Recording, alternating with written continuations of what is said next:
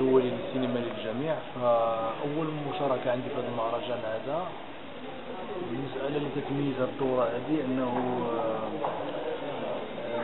الناس قائمين على فعاليات هذا المهرجان يفكروا أنهم يكرمون، وهذا الحدث ديال التكريم عنده واحد الوقع خاص على مسار الفني حتى علي أنا كإنسان. فهو يعني عادة في المغرب تنكرموا الفنان يوصل لواحد السن متأخرة من العمر، أو ربما يكرم حتى بعد الممات.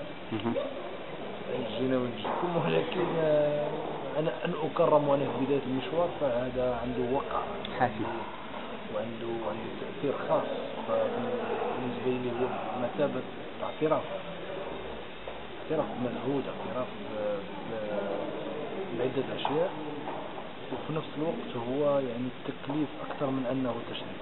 لأنه علاش نحس بمسؤولية أكثر.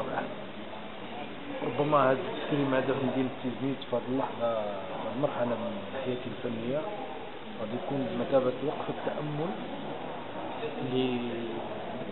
لمساعدة الذات ومراجعة عدة أشياء، وربما هي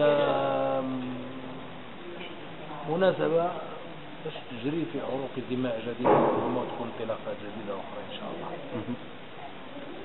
الشيء الآخر تقييم بالنسبة للجوائز شو نقول لك، يعني بمجرد أنه الإنسان كفنان أو كمتتبع أو كمحب لهذا المجال تكون عنده مشاركة في فعاليات مهرجان من هذا النوع في المدينة بحال تيزنيت، فهذا أصلا قبل كل شيء هو ربح له كفاعل سينمائي، كهاوي أو كمتتبع أو كمحب للميدان. يعني وأهم شيء هو الالتقاء اللحظوي، لما أنه يجي ويعرض العمل ديالو ويلتقي بالجمهور مباشرة، والجمهور يطلع على العمل الفني ديالو هو الشريط القصير أو الشريط الوثائقي، ويخرج ويتلقى الناس ويقول له ملاحظات، وفي نفس الوقت الالتقاء مع الممثلين ومع الفاعلين الاحترافيين.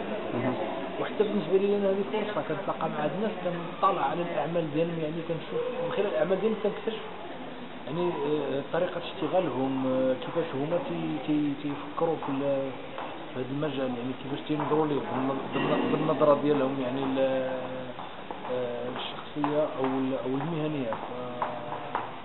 يعني صراحة كانت مناسبة بالنسبة لي أنني نتعرف على طاقات شابة كتنتمي لهذه المنطقة، وأنا أحيي الناس القائمين على هذا المهرجان، الناس الصاغرين